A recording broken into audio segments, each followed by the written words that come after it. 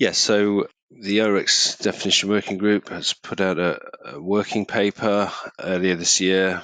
And as Steve said, that's treating climate risk in line with the approach taken in the Basel Committee's recent principles paper, seeing climate as a driver of risk rather than as a separate, discrete event type.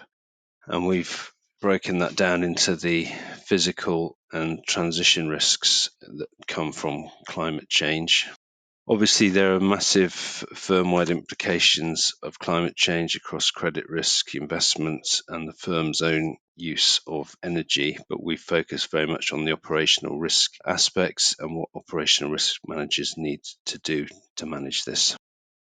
Yeah, absolutely.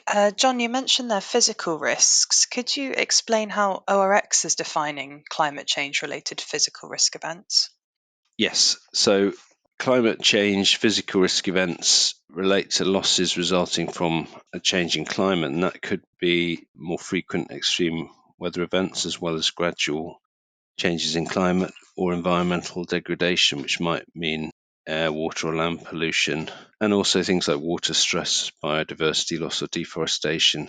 And in terms of the extreme weather events, we're looking at events falling outside the normal or expected frequency of event occurrence. So, for example, we could see destruction of property or assets, or the failure of staff to get to places of employment to perform services. We could also see failure of utilities infrastructure or even third-party vendors and suppliers failing to provide critical services.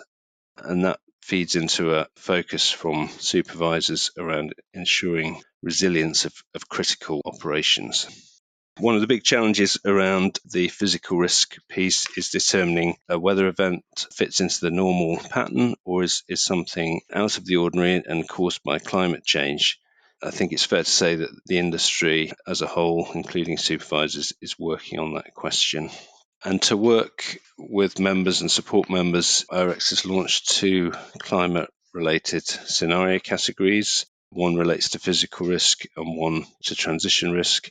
And we've also introduced a climate industry loss event for loss data in the global banking and global insurance services. So that will enable members to tag events related to these climate risks.